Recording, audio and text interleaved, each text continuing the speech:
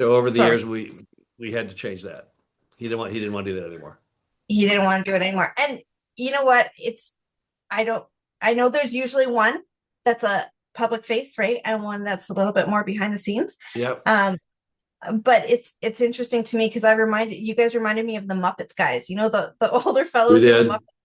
We did, and we talked at different levels of loudness. So I was always loud, and he was soft, and it drove people nuts. They turn up the volume and turn it down, and turn it up and turn it down. So Oh, they're yeah, just being grouchy. They're just being I grouchy. know, I That know. was awesome stuff. I loved it. I loved your guys' back and forth, but I learned so much just from hearing you Yep, guys banter back and forth.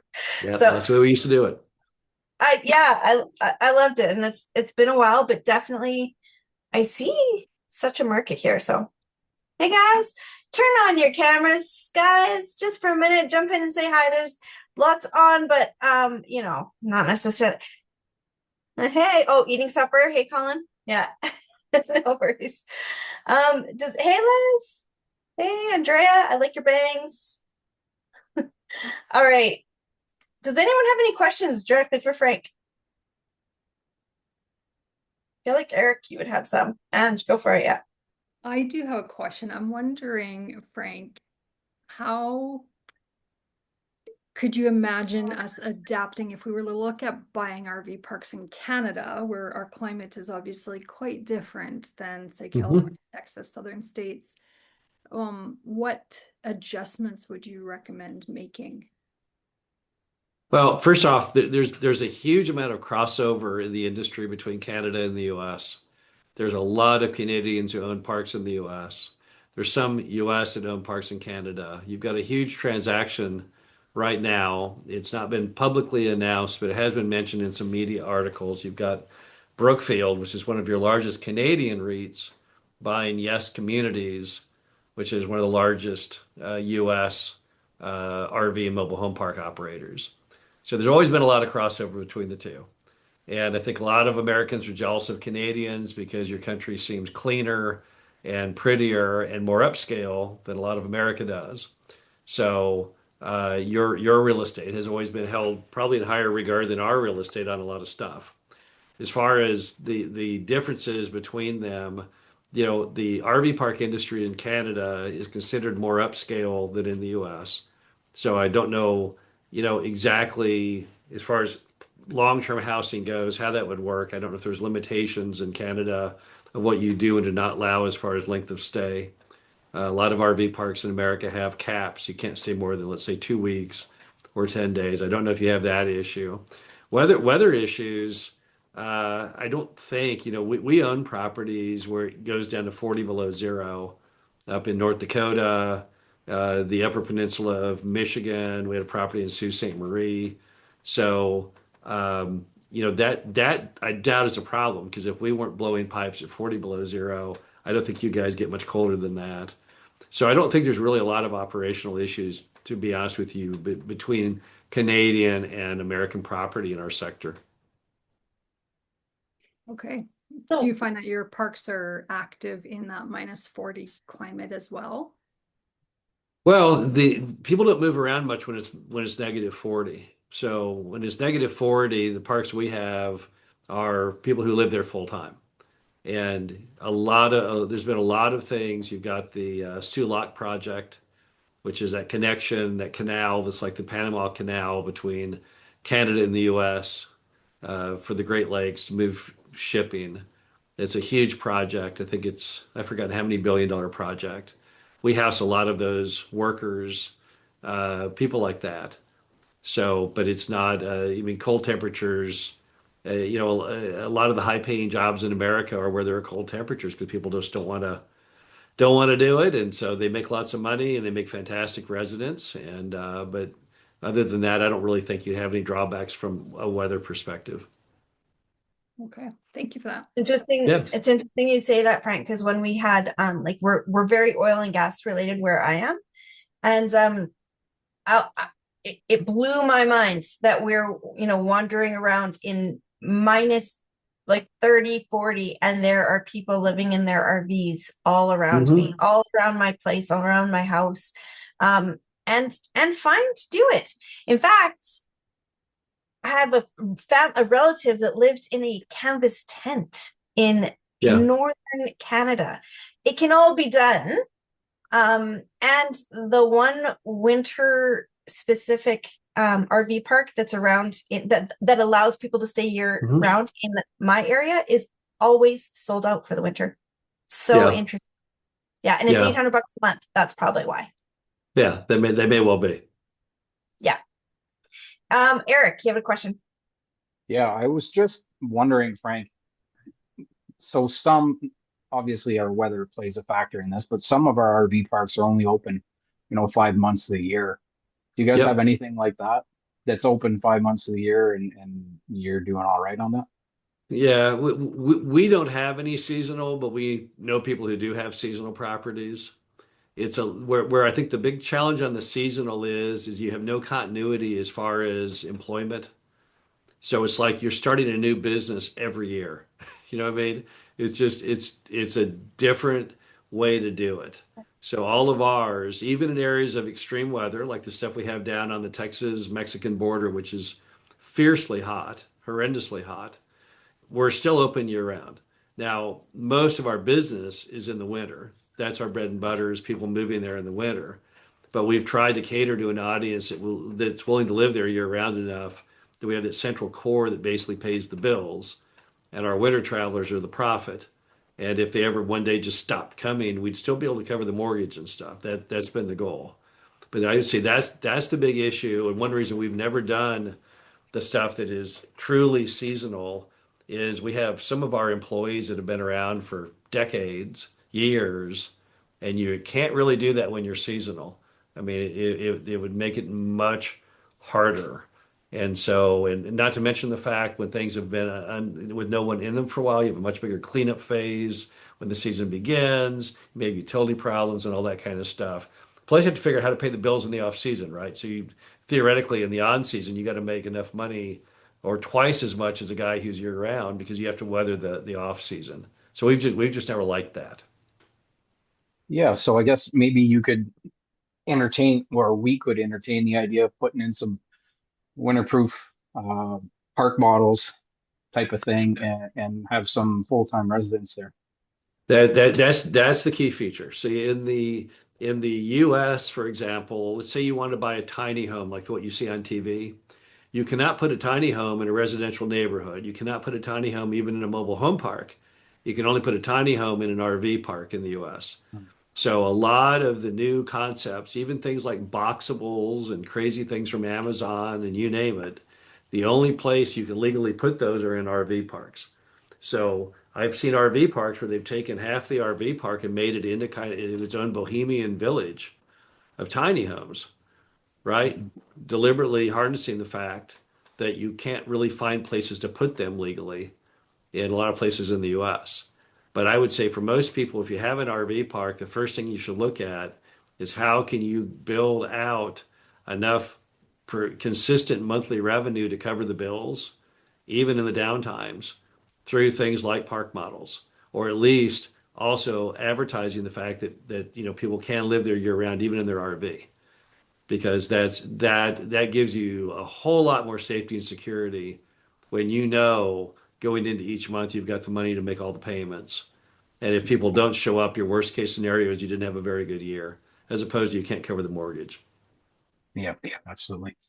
Thank you, Frank. Yep. So, Frank, if you were to have a piece of property that you were to convert into, putting in all the water, the sewers, the roads, all that stuff, rather than let's say building something on it, um, like we're talking about pretty big capital investment at the beginning, right? Okay, hold on. You broke up there. You're saying that to build Yes. one from scratch, if you had a piece of land, yeah, you're looking at probably about $10,000 to $15,000 a lot just for the most bare bones RV park that does not include your amenities or anything else. And so, yes, it can mount up pretty quickly. I mean, if you want to build a 50 space RV park, you're probably talking 600,000 to build the lots out. And then you might be talking several hundred thousand more for amenities. That could easily be $1 million, right? Not even including the land portion. So yes, it gets pricey pretty quick. Yeah. Yeah. And I mean, yeah. Yeah. How does financing generally work um in the States? Again, it's often very different in Canada. Sure. That's our biggest differences, but Yeah, in the States, traditionally, it's based on the size of the loan. So if you're under $1 million in the US, it'll either be seller financed or it'd be a small town bank. And it's typically a bank that's located where the RV park is. So they can't criticize the location because that's where they are. You strictly move on to the financials, right? If your deal is okay. $1 million and up, then you have national banks in the US and you have what's called conduit or CMBS debt. And if you get to 1 million, you can use a loan broker. So they will go out and get the loan for you. But under 1 million, you have to get it yourself. So those are the options basically. And it's all based on deal size more than any other attribute. Okay. And generally, like it's $1 million loan. What would a bank typically require down on a like that? Yeah, on a conduit loan, for example, which is what most people, you want non-recourse debt in life if you can get it. You do not want recourse. So in RV world, your non-recourse options are seller carry and conduit. And then the banks are typically always recourse. Now you can change that based on your down payment. Some of the banks will do non-recourse if you go with a higher down payment amount. In the world of conduit, they're going to appraise the property and they're going to do a loan that's 70% of appraisal.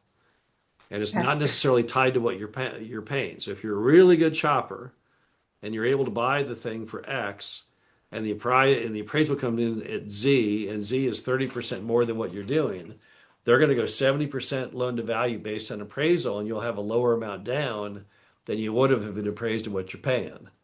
And in conduit world, to keep things safe, they don't let you taint the appraiser. See, in the banking industry, in the US, the appraisal system, and I'm sure in Canada too, is completely fraudulent.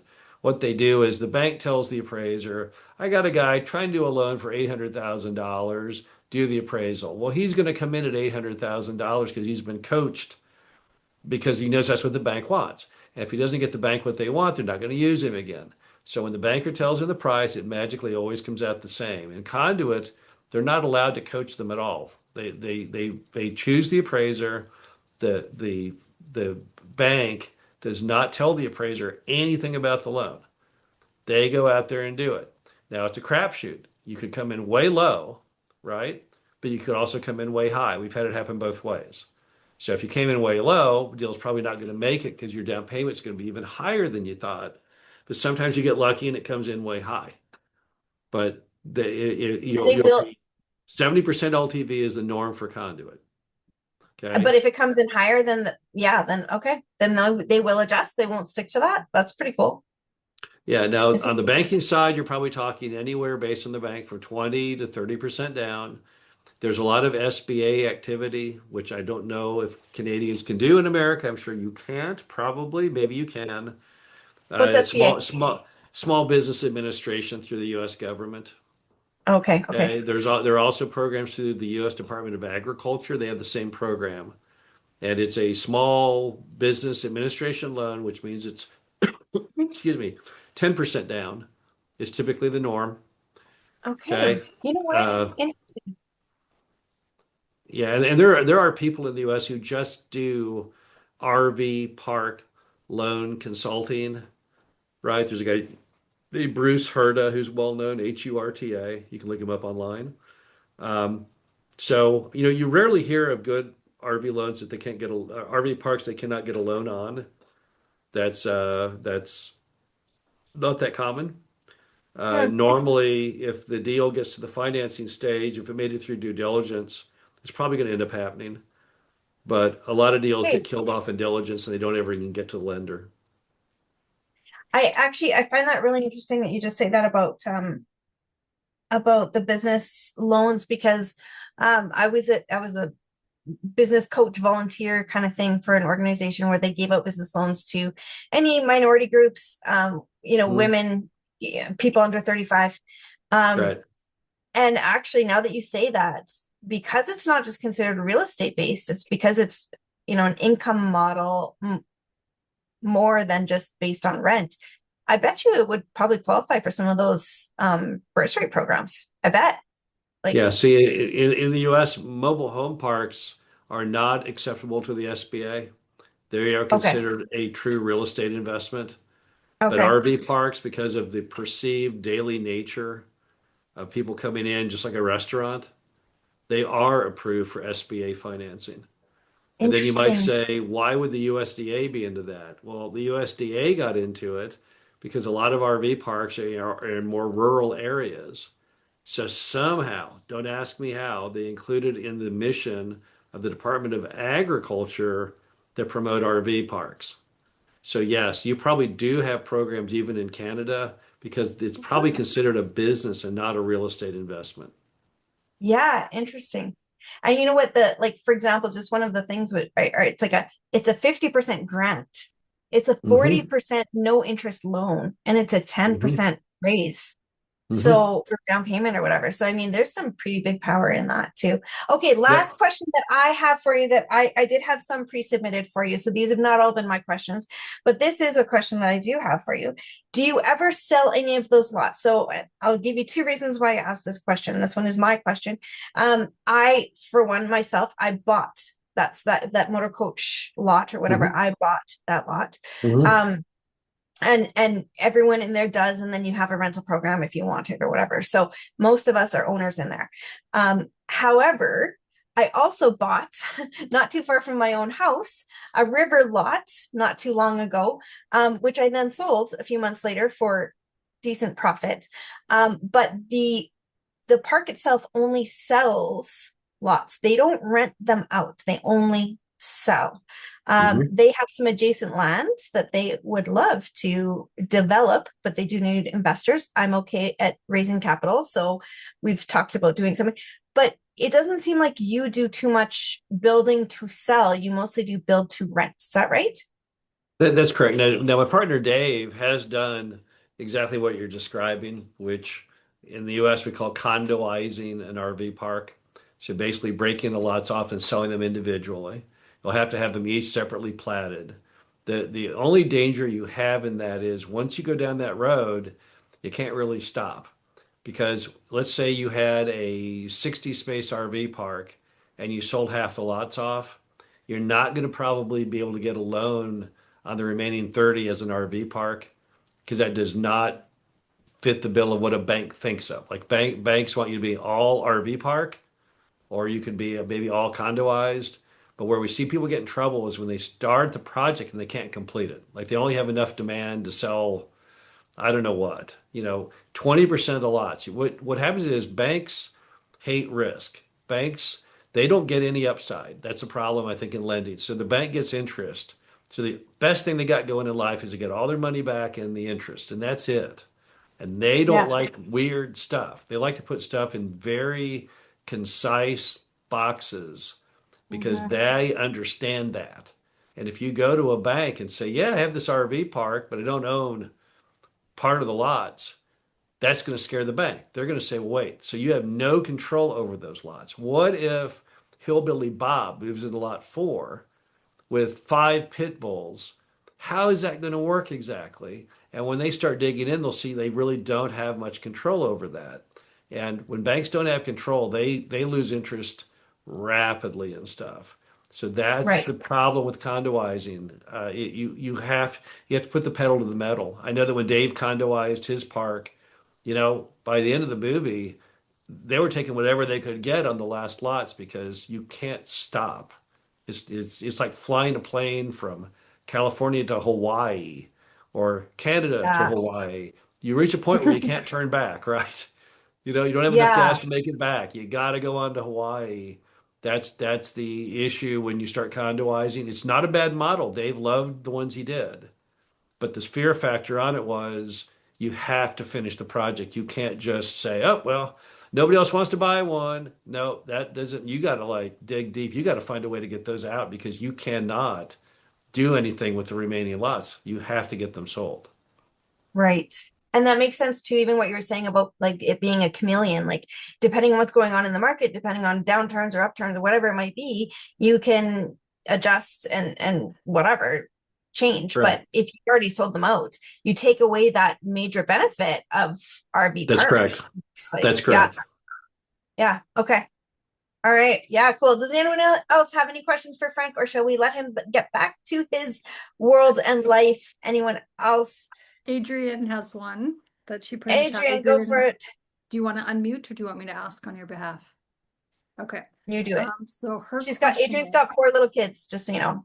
yeah, her question is, what's the difference between RV, trailer, and mini home parks? Okay. Well, a lot of it's maybe just the words that you use.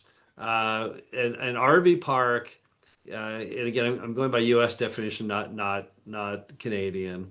Is a recreational vehicle property in the U.S. That means the allowable uses would be a travel trailer, a motorhome, a fifth wheel, or a park model. So those are kind of the options that you have. What were the other two names you used? Trailer and mini home parks, but I'm wondering if she's also questioning Well, around mobile home as well. let me go over trailer parks. See, a lot of people in America call anything where you have portable objects that go on lots a trailer park. And, trailer park, which has really bad stigma today, it was a compliment back in the 20s and the 30s if you had a trailer park because cities were actually building them kind of like private airports because they noticed that wealthy people were pulling trailers behind their cars and poor people weren't. This is before they had roadside motels. So what would happen is a wealthy person, when it got to be nighttime, would stop the car and get in their trailer. But the poor people would stop their car, open the trunk, and put out tents. And if you look at a lot of old U.S. postcards, you'll see a lot of postcards of people camping next to cars. That's what it was. All the hotels back then were railroad stations because no one drove across America in the early days of transportation. So cities thought, this is back in the 20s, the guy in the fancy car with the trailer, we don't know who the guy is, but maybe he'd want to put his like manufacturing plant here, right? This is back when America was industrializing, so a lot of random people driving across America looking for plant locations and stuff. So they thought if they had a trailer park, they had a leg up on all the other cities because they could like wine and dine the guy once he's in the trailer park. Have you considered putting a plant in our city? Have a free lunch, whatever. So trailer park today is negative. Back then it was positive. But what happened was the back or it was all trailers until about the 1950s. So in the 1950s in America, RVs and trailers broke off from each other. They just did because people who lived in their RV full time wanted it bigger than the ones that lived in there part time. And then at some point in the 1960s, the industry permanently changed because they realized they could get a one time moving permit to move a really big RV from point A to point B, but they couldn't move it again without another moving permit. So people who wanted to live in their stuff full time got bigger and bigger until they were not transportable. And that's what today. So today in America, if you say you're in the trailer park business, that's the mobile home park business. And if you say you're in the RV park business, you're in a different business. So that's where. So you probably don't want to be in the trailer business, but yet a lot of moms and pops, that was the old word. So they still use trailer park, even though they shouldn't. Another word they used to use is coach park. In fact, the original industry lobby for the U.S. was the National Coach Association, I think was the name of it. When you said mini home park, I don't know the term mini home park. I mean, mobile home park is what we use in the U.S. A mini home to me would be a tiny home, which would be something in the U.S. which is 400 square feet or smaller, which cannot go in a mobile home park, but only in an RV park. And I think my answer is probably more confusing than it was intended to be. No, I think No, it's good. And I see Adrian maybe typing. Are you typing or are you good? you can unmute Adrian, even if it's loud and chaotic. We don't care. Yeah.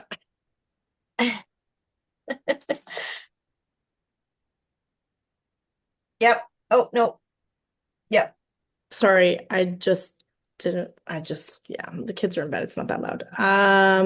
Yeah, no You're extra. good. Well, Okay. yeah, I mean, if mini home again, I don't know Canada per se. I've been to Canada. We almost looked at going public in Canada at one time. But so if mini home is the new word for mobile home in Canada, then I can understand that. But one reason the mobile home name was always bad is the homes really are not mobile. They don't Yeah. move. Yeah, the average mobile home never moves a second time after delivery. Yeah. And in the US, we got rid of the name mobile and changed to the word manufactured home in Right. 1976, and no one ever adopted it. No one uses the word manufactured home. In fact, Google SEO shows that the word manufactured polls lower than any other word you can use for the product. Everyone polls under every name, mobile, trailer, but they do not use manufactured. But if you're going to mini is probably a pretty smart term because they are like mini homes. And in fact, in a Yeah. lot of the northern states in the US, they don't even use the word mini or mobile. They just use the word home. They say, well, we Huh. just have a home. Someone's home. Oh, That's yeah. And when I moved to Nova Scotia, I was like, what? Because we have a mini home park like close to our street, and my Right. partner's like parents started in a mini home, and I was like, what is a mini home? Because it doesn't, but it is because it doesn't move anymore. It's like they're parks that they're Exactly not correct. mobile, they don't It's move. totally stable in one spot. That's right. Yeah. oh, interesting. I never heard of that either. And I'm on the opposite side of the country that Adrian is, just so you know, Frank. And I've never heard of that myself. So yeah, interesting cultures. Hey, like different cultures even in the same country. Well, see, I was all excited when she said Nova Scotia because I watch Oak Island every Tuesday and have for 14 years now. So That's We where we that's did all I actually, know about Nova Frank, Scotia is Oak Island. we had a retreat, our Ignited retreat last September at Oak Island There you go. That's every Resort. American's dream. Yeah. Americans love that program.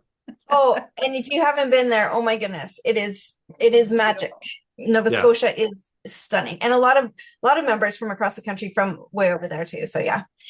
Anyways, thank you, Frank, for joining us. Really, You it's a bet. pleasure. I love your brain. I feel like I'm fangirling. Like so people say to me all the time, I don't know, you don't know me, but I know you because I've watched your videos so much. That's how I feel about you.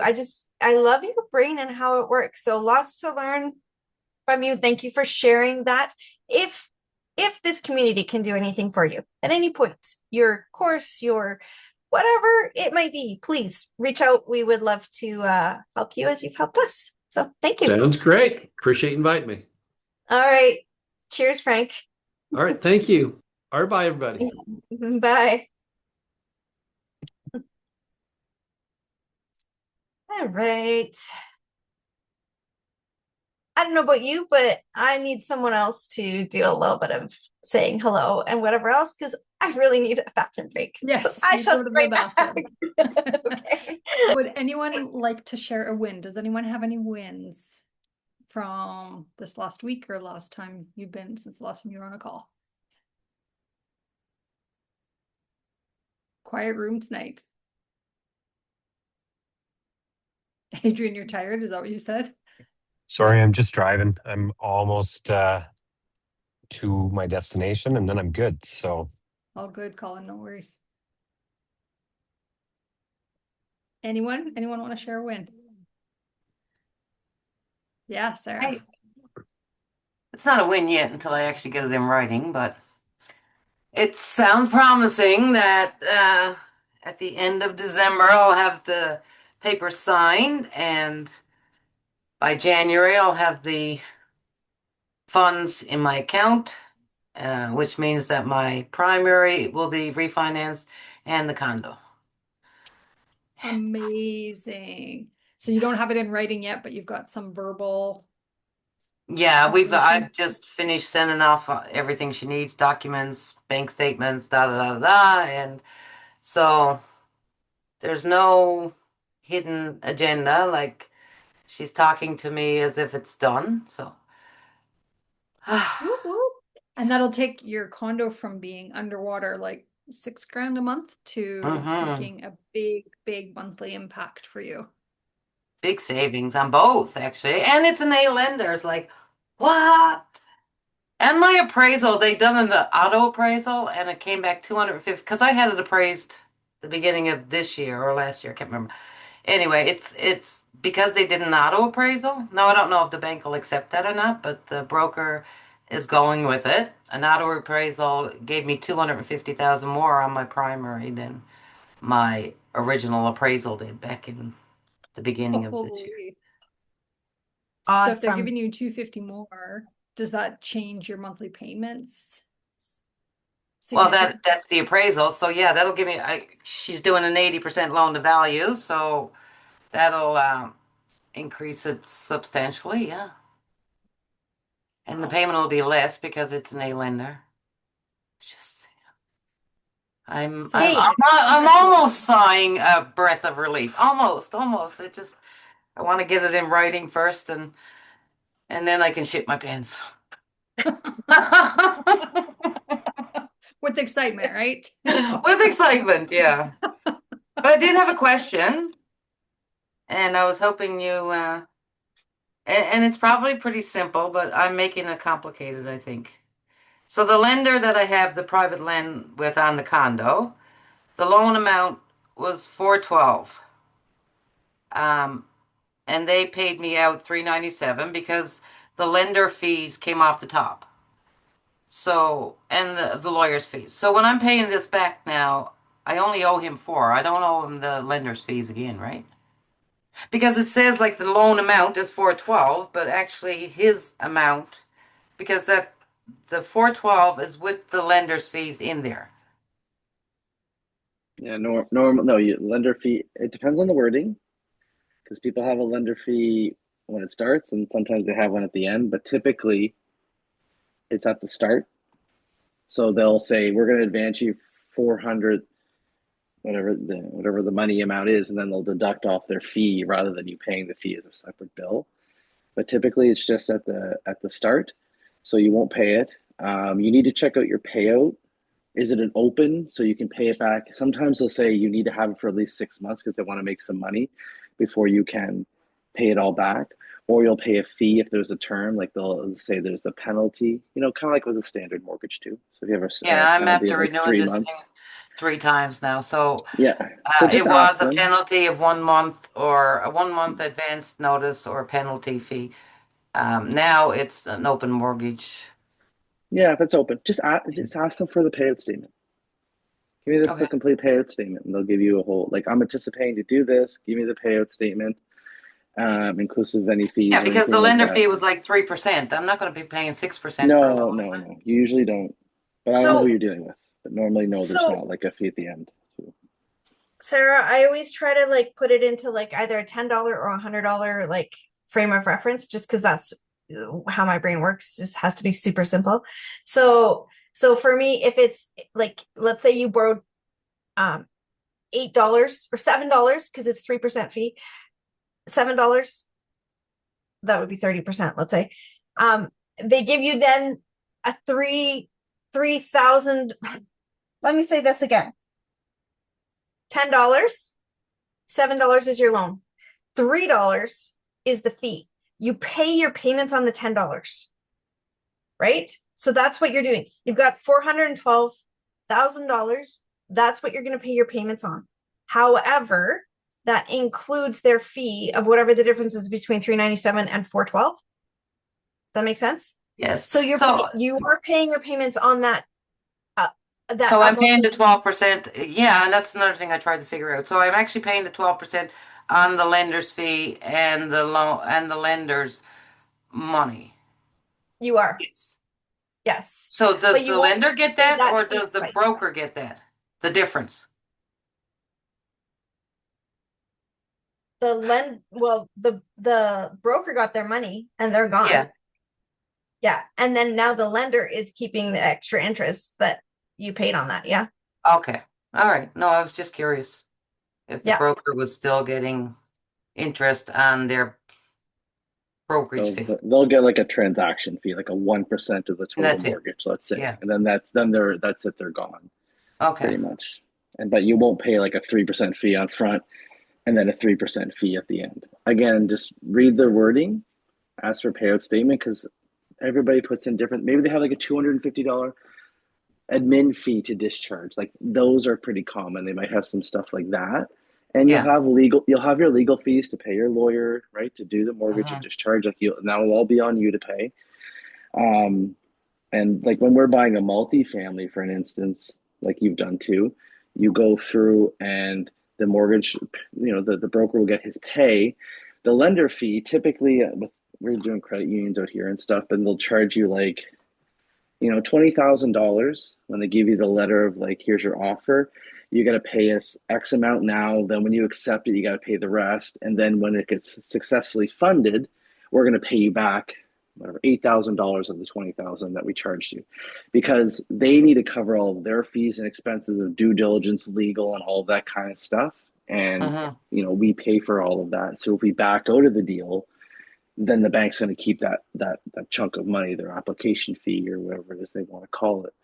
But if you go through with it, you typically get a chunk back. But in private lending, when you're doing it, it's most likely just a fee up front that you're going to pay. Okay. So, but again, just ask Joe? them for the payout statement, and it has to indicate what you're going to pay, and that's what you're going to sign off and pay. So they can't really Okay. charge you a bunch of stuff extra after that. Okay. Sounds good. Thank you. Yeah. Colin, you also had and congratulations, Sarah, because you've been working on that forever.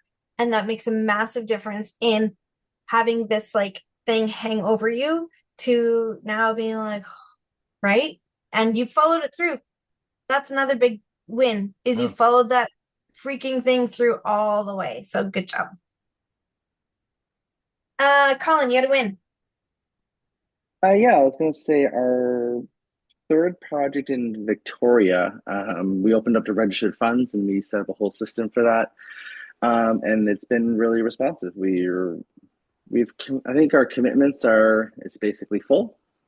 Obviously, we have to get the money and things are happening, but it was worth it to look into figuring out registered funds and using it and going through the hoops that involved, because it's not our traditional RSPs that we use and how we do our lending. But it seems to have worked, and we're mostly funded with registered funds. So yeah, it's a win. That's awesome.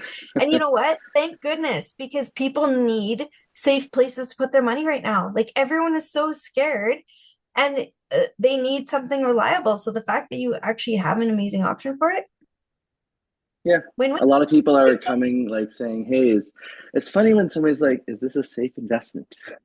And you're the one like, I'm the borrower. And you're like, well, I mean, there's always risks. We talk about it pretty openly, right? But would we be raising money if we thought it was a terrible investment and everybody's gonna lose their money? No. So, but we are Right. getting that, and that's just the fear in the market, and people have had a lot of experiences that haven't gone the way that they had been projected initially. So we are getting that question a lot. Yeah. Yeah, interesting, hey? And that just tells you how scared people are that they're asking you. Yeah, Like, I know. Should I give you money? right? Yeah. I don't know how to answer this.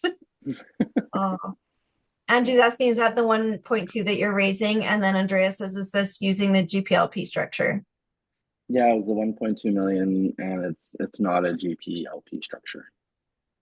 As far as I know, well, What is no, the we don't structure, we Colin? don't use GPLP structures for our registered funds that we use. We're just using a private Canadian corporation, and we meet all the thresholds for active business and what we're doing.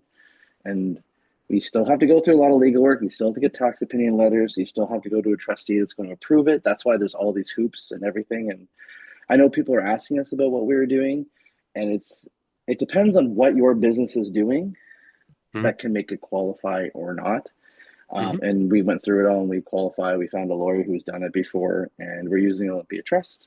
And they're in the process right now of reviewing our application. So it's not even like there's no reason why it won't get approved, but they're doing their process right now. I'll get back to us if there's anything, but everybody's pretty confident in everything that we've done. It looks pretty good. And yeah, we'll see how it goes, but we also Cool. haven't done it yet, so it's There like, are other really good trust companies out there too. If the arrangement doesn't work out with Olympia, yeah. I would challenge you to keep going because there are some other really good trust funds out there.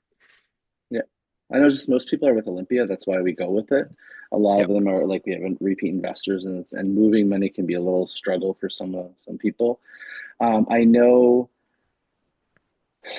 Well, there's Odyssey, and there's a Canadian. No, not Canadian Western Trust. What's the other big one? It's Pacific. I think it's Pacific Western Yeah, is the other one, and they're pretty yeah, easygoing and really responsive to questions and requests and yeah. That's good. We Did you found guys, out when is we there, were. oh, sorry, go ahead. I was gonna say we found out when we were doing a raise like 6 months ago or 8 months ago. Odyssey, was it Canadian Western Trust or one of them? Basically, we had our lender had money there, and then Olympia Trust basically took over that whole branch of their business. They got rid of that out of like the mortgages, private mortgages. So that was kind of interesting. And then Odyssey, they wouldn't let us Everybody do uses what we that. wanted to do. So Hmm. yeah, Hmm. it just depends. So they're not all created equal, you're right, but they're also might not do what you need to do. So yeah, we just do. I've done one deal outside Olympia Trust with registered funds, like in recent history. We used to use community trust, but they got out of the business like I don't know, 10 years ago or something. So we typically use Olympia Trust for everything, and they're pretty good with us. And maybe it's just the volume we do, but they seem to be pretty decent. But again, this is the first time we're doing it. So if we do hit any roadblocks, obviously, yeah, we can look at other trust companies. So that's good. It's a great option. Cool. I don't think you will. I think you'll be good with Olympia. Does anyone know is CompuSmart still around or Computer Smart or whatever it was called? Do you remember that one from way back? They were trying to get into that trust, Computer but share? what is it? Was it computer share? Maybe Computer Share, something like that. It was some Maybe. weird name, like CompuShare. Yeah. Was it Compu. CompuShare? Yeah. Okay. I They think are that still around. They actually act on behalf of national lenders when the lender wants to go through a different disclosure route. It ends up being a CompuShare mortgage. There we Okay, go. explain that to me. What do you mean by they want to go a different way? Sometimes there's parties involved and disclosures that the lenders don't want, and the way that they kind of skirt around that is they use this CompuShare trust. I see. I see. Gotcha. Huh? Okay. Yeah. They get the deal done. Yeah. Exactly, they get the Yeah. deal done. Yeah. Awesome. Sarah, would you mind sharing? Did you end up going with Christina's mortgage broker to get that done? Yes. Yes, I'm so Okay. glad. I mean, she's above the norm. Let me put it that way. Like, yeah, she's Awesome. All right. tough There to you go, beat Eric. that. Yeah. Do you once you get your financing all done and through and you know who everything is through, if you wouldn't mind sharing with us who you used, who she ended up putting you with, just because I think right now this like seems like there's this whole new financing like environment and we kind of got to get to know what lenders are favorable to what again. So yeah, Okay, I will. because you kind of did an umbrella product, right? Yes. Yeah. Yeah. So I mean, if those umbrella products are available in Ontario through this broker, through this lender, this is great stuff to know. So Okay. awesome. Thank you. Yes, please share. I Right? have a condo in Ottawa that we'll have to refinance in a year, so please share. That would be helpful. Thanks. What do you mean by umbrella product? So taking the So combination of two, my primary plus the condo, So and then it's like a getting a mortgage. blanket. Yeah, a Yeah. blanket mortgage. So it kind of combines. So if you think about an umbrella or a blanket, and it's like everything that's under the umbrella, everything that's under the blanket is included in the financing, or there's blanket insurance or umbrella insurance, mortgage, whatever it might be. So it's like you can take your whole portfolio and put it all together, like 35 properties we did one time. We looked at, And we didn't do it because this is the problem with an umbrella mortgage is, let's say you wanted to then sell one of those properties. Now you're trapped in financing and you got to sell them all. Or, Corrine's in it's that Corrine's in that scenario right now with BMO, where it's all your eggs in one basket, and you've got DCR requirements. You've got to meet their conditions, and if you don't, they're going to take their ball and go home. yeah. Yeah. So they can be powerful in some scenarios, but they can also be, it's like one of those things that sounds awesome, but you just have to know like where you sit with it. So yeah. That was something I always found. Like I'll go bring that up, Tiffany. So thanks for doing that. But I always find that with like the Smith maneuver, like it's amazing for what you're doing and what you need, but I just couldn't get over like the debt Same. ratio that you're. I'm like, I can't. So you're basically filling up your HELOC, so you're borrowing at capacity, and I'm like, your debt service ratio is just like out to lunch, right? Like you're borrowed up to the gills, and I'm like, I get it, it's tax, you're non-tax, tax deductible. I just couldn't get my head around it, and I just felt like I would, when I needed to make a move in my life, you know, plan it or not unplanned, trying to move or do things, I was just like, it's going to handcuff me. So Yeah. I Yeah. just, No blanket, yeah, no blanket, no security blanket. yeah, I don't like that. Yeah. And you still feel that way, Colin, even though you are at the point now where generally speaking, you can raise funds privately for any and everything that you need, even at very reasonable interest rates. Like you're no longer having to pay out the massive rates. yeah. I would imagine. We're in the process of like reducing our rates right now on our private lens. Like we're not Yeah. in like the 15, 16, like when we started, we were like 8 and 10%, somewhere around there. And we're starting to move back because we are still here, like everybody here. We still have great projects that we're working on, and we're trying to basically get back to that, 8%. I remember when we first started real estate, we're like 8%, that's amazing. Like, when did Yeah. that become not amazing? When the market went nuts and everybody was making money doing nothing. And I think we're getting back to more of a norm. And those are some conversations I have with people when they renew, and I'm like, hey, we're doing 12% now, or we're doing 10 or 8 or whatever it is. And they're just like, oh, why? It's like, well, this is what the project can afford. And we have to make sure that we're getting paid too. We're not doing it for free ourselves. And just like we have a great track record, and these are the projects, and this is what we're doing, and it's more secure, right? And in terms of like who we are and what we do, like, and trust. So but for me personally, like if you can tell Nicole and I where we're going to live next year, that would be great, because we move a lot and I don't know, we're just thinking like we're still here. So we have two properties, one in my personal name and then another one in Nicole in my name, and then our primary residence. So having two properties in Ontario and one here, like, do I want to do my DCR, do all that if in case we're going to move? Like, I'm not prepared to do that yet. So I try to keep my personal separate from my business as much as we possibly can. And we've been in situations where it's like we can't move, and it feels frustrating. So we're just not putting ourselves in those positions again. I'll eventually do it when we settle down and we're where we want to be, but for right now we're just not doing it. You're still footloose and fancy free, so you gotta make sure that you got everything in place. Yeah, Exactly. that's awesome. That's awesome. I was just thinking when you said something about like what you're saying to your lenders.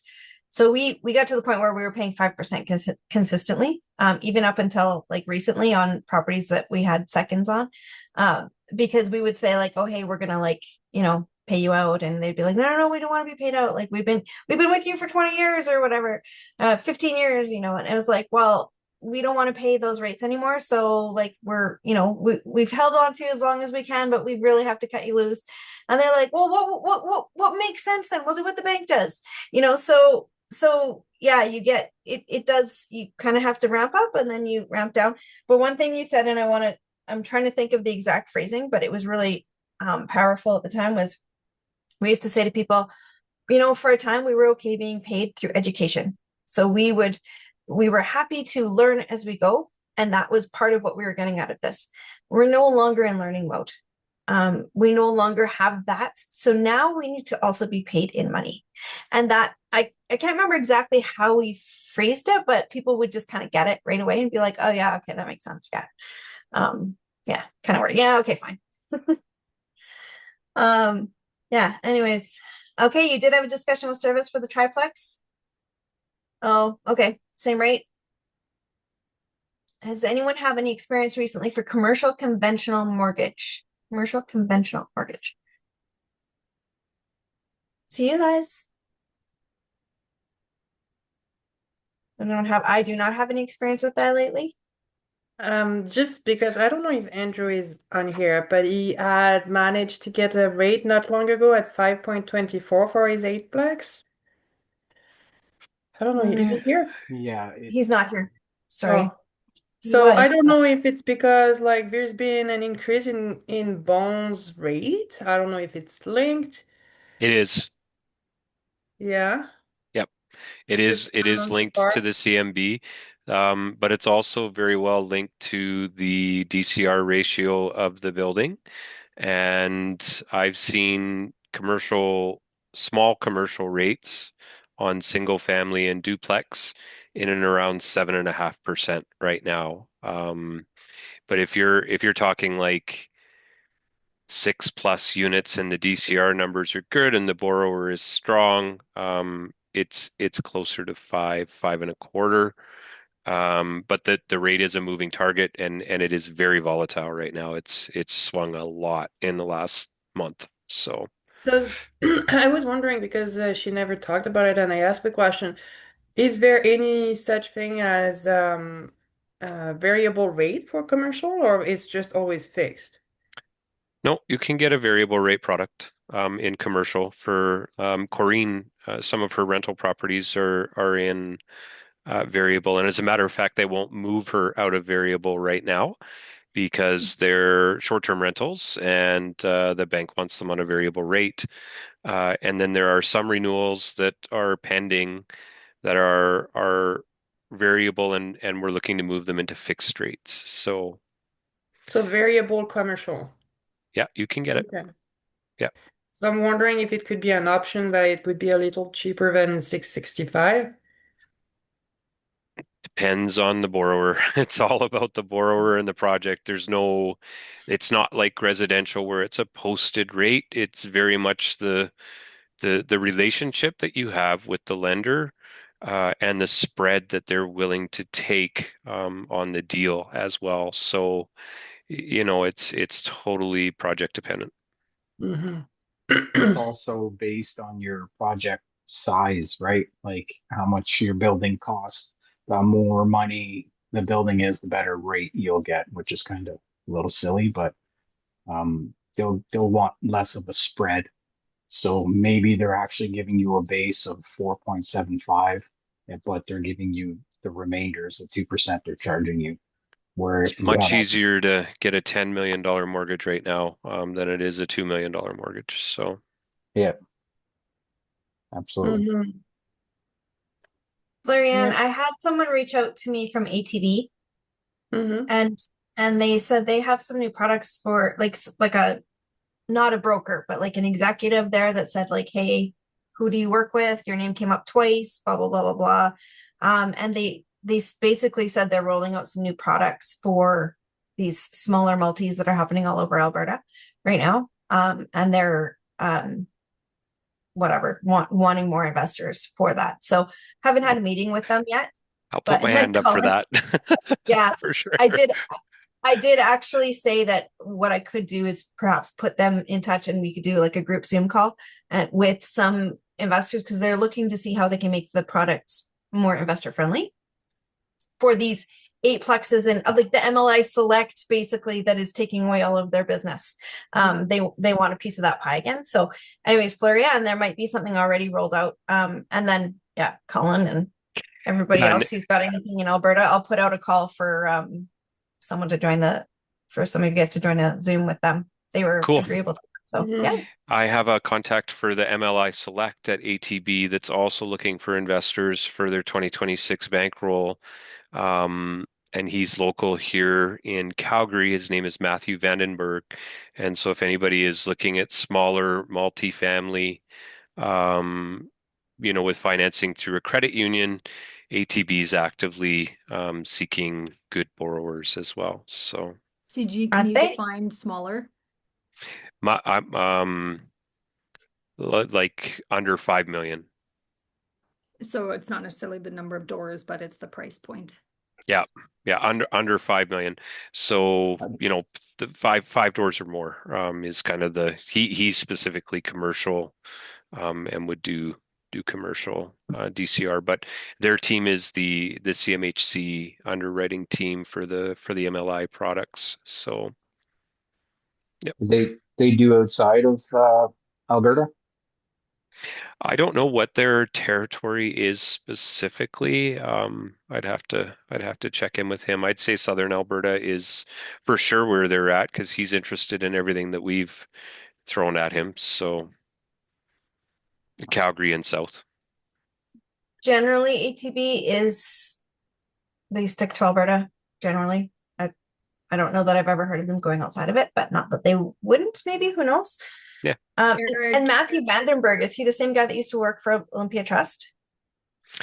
I don't know. I'm not sure what his previous life was. I just know him through ATB. So I would definitely know that name, and I'm pretty sure it was through Olympia. I feel like, but I mean, it's been a while, so who knows? But I'll ask him yeah, next time I'm talking to him. yeah, interesting. All right, guys. Any We're done. questions? So would that Think so? financing be for just newer product or for older stock as well? Anything that you're looking at CMHC MLI product, whether it's existing or new construction. So I had a win. I was just going to share it real quick if you want. We got a water meter debacle sorted out in Edmonton on one of our new construction developments that has been stabilized for about 6 months. We've had EPCOR calling weekly telling us that we need to get a water meter installed. And I said, well, what do you mean? It's already there. It's already installed. And they were like, no, we don't have any record of this meter. And so I gave them the work order from the installation company with the meters, and like it was all done through EPCOR. They are the ones that serviced and brought it in. And so we've had this back and forth for like literally 6 months. And finally, one of their technical people went to site and verified that, hey, this water meter is actually there. And what ended up happening is when the technician put the water meter in, they somehow transposed the meter number and they had the wrong number. And so it just wasn't, they're smart meters and they wasn't communicating. So they weren't getting any readings or anything from it. So you just put the new number in and lo and behold, all of a sudden this thing's working. Well, guess what? Our water bill for that unit is just ridiculous, but at least it's working now and they can leave me alone. So that's my win. I was gonna say you got a huge bill. Huge bill is the win. Woohoo! Yeah. Yeah. But at least you're not like 18 months in and still trying to figure this out. And yeah. Well, they're threatening to cut off our water, and I'm like, you can't do that. Like, come on, you guys. This is 100% on you. We did what we were supposed to do.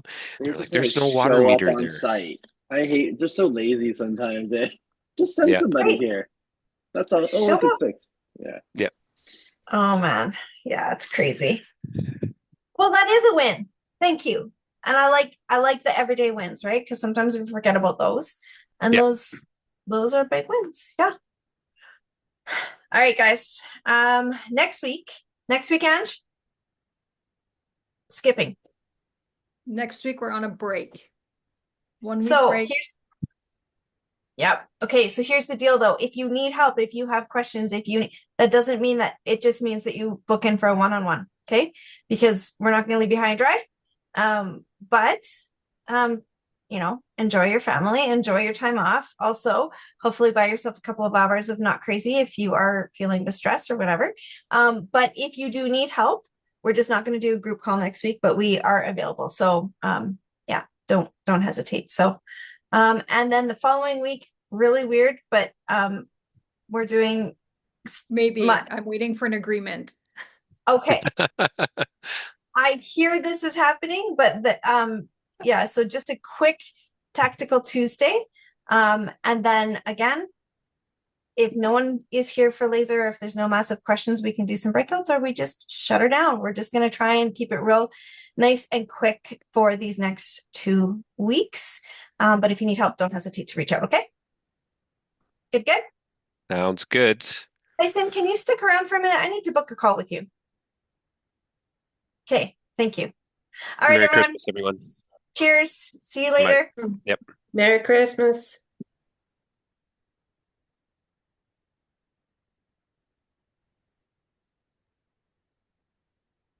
Hey, Hey, how's it going? good. How are you? Good. I knew I had to book the call.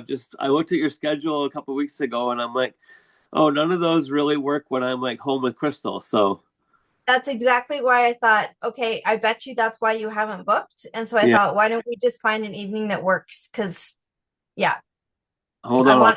want Crystal there too. So that'd be awesome.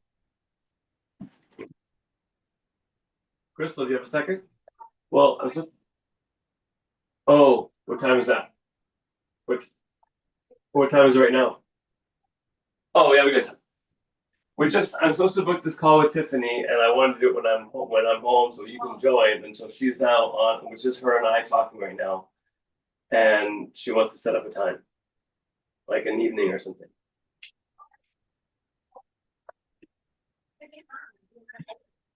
You can totally like just send me a message if you want. I No, just thought I would she's grab just you while we yeah, were here. good. It's good. She's just worried. Like we're trying to book swimming lessons in about 40, almost an hour for the kids. So Oh, we're trying to figure out the time. Yeah. That's okay. hey. Yeah, if you don't have your button ready at 7 right on, you won't get in. Yeah. Really? Oh. Do you have like multiple devices going? Yeah. Oh yeah, like Yeah. 4 devices and everybody's like countdowns, real-time clock. It's crazy. Crazy. That is crazy. It's like winning the lottery. Yeah, it is. Wow. Yeah. Okay. Well, do you want to just focus on that and you can send me a time? I'm Do this. like, We We got a got little bit of time. I 55 minutes. We're good. Yeah. We got time. okay. So I have a Wednesday night meeting and I have a Thursday night Bible study. Other than that, I'm good. Okay. We have Thursday night meetings. Perfect. And we don't know what's going to, well, swimming will happen for a while. Gymnastics just ended. Yeah. So we're kind of open too, other than Thursday night. So like a Monday? What happens? Yeah, Mondays are right now good. Yeah, Yeah. yeah. Right now it's good. Yeah. January, who knows? But right now it's good. Yeah. Yeah. Okay. Well, we could do this coming Monday. That's the 22nd. Sure. Does that work for you? Yeah. Right Sure. before you go to the island? Yeah, Okay. Yeah. sure. Okay. What time works Okay. for you? Like I get home usually about 4:15 our time, which is like 5:15 your time. And you want to do it right after work, or do you want to like have dinner and have Probably your take thing? yeah, maybe like not right at Okay. 4:15. So how about 5:30 your time? Yeah. And Yeah. which is 4:30 our time. Sure. Okay. Okay. Sounds good. 4:30 on the 22nd. How do I spell hang on here. Crystal, hang on. And how do I spell Crystal? CHRYSTAL. Perfect. Thank you. I think I asked you that already, but Oh, anyways, that's we'll okay. just I spell my name all the time. It doesn't matter. I bet you have to, hey? Yeah, Because I like do. there's so many different ways to spell it. Yeah. If you think that's fun, you should see how her mom spelled Ashley. Like cold spellings. Yeah. All over the show. I just write ASH. Is that the name of one of your kids? No, her sister's name is Ashley. Sorry. Oh, I Yeah, see. I her see. mom Okay. her mom found odd spellings for her kids' names. Oh, well, I have a cousin whose daughter is named Alexandria, Yeah. and it's 11 of 11. She added ZXQ. She added every weird thing that she could to it. Oh my goodness. Yikes. Yeah. And that's just like it makes it hard. Like even my parents, they named me J. Tyson Plasko, but they realized before I was actually supposed to be Jason. There was another kid born in our congregation like 4 days before me. Oh no. So then they're like, okay, we're going to name him Jay, but then we're going to give him a middle name Tyson. And then before they actually sent the birth certificate off, they're like, oh, we're just going to call him Tyson. So I always have to explain, like, why does your name not, Oh my goodness. Yeah. Yeah. So funny. So what do you want to, like, what do we usually talk about on this call? Just so we can kind of mentally prepare. Yeah, so a couple things that I would love to talk to you about. So you mentioned buying an eightplex. Yeah. I wanted to kind of hear the timing on that. Yeah. We decided not to do that one, but anyway. Yeah. Okay. That was kind of a main concern of why I was like, I would like to get this call booked. Mhm. There is a massive glut coming in Edmonton of eightplexes. You think so? I was kind of wondering about that. Yeah, there is. It's huge. And I'm not saying it's not going to get absorbed. It's just that like if you look at the building permit numbers for those small multis, it's massive. It's like a mountain. Mhm. So doesn't mean that you don't do it. It just means that you have to plan differently. Right. And so I just wanted to know when the completion date on that eightplex was so that you could just plan for it, really. Right. And then two, just talking with you beforehand and how you said like, well, I had some questions for you, and then you were like, well, you know what, like Crystal, she should be part of this conversation because, a lot of this is kind of dependent on, what we plan to do, what we want to do, blah, blah, blah. So I just thought, I just would like to know your kind of foundational base, what you guys are looking for. And Okay. as witnesses, I was talking to my dad about this the other night because there's a couple in his congregation that stumbled upon Fearless, and they're like, your daughter is doing this stuff and we want to learn. And I'm like, it's different. Like, don't listen Yeah. to some of this stuff. It's different for you. So anyways, just wanting to make sure that you're getting the, I don't know, I don't different feel like us going giant huge is not not like I I want to be like when we're building, like he would probably like it, but also like realistically, in the truth, you can't be just like away and building and like focused fully on being like giant projects. Like, Yeah, for sure. just stay kind yeah. Like, at the end of the day, how many times do we have to read the scripture that says like it's not money that destroys, but it's the love of money, right? So Mhm. it's like, we need it, and it's okay. Like the branch is always saying like, well, we're building, we're Yeah, we're, exactly. we're building, we're Yeah. planning, Yeah, giant. but also we don't need it the same way. Yeah, Yeah. exactly. Yeah, totally. Yeah. So I just kind of wanted to have a little sit down with you guys and see what you're doing, what you want to do, get some of those questions answered, Tyson, from our initial call where you were like, well, it would be great if Crystal could be here, and just have a little powwow. Sure. Sounds good. Okay. And whatever you guys want out of that call too, you just let me know. Yeah. Okay. Sounds good. Yeah, that sounds Okay. great. Totally. Perfect. Okay. Awesome. Okay, well, we'll see you on Monday then. Next Monday. Okay. Take care. Okay, see ya.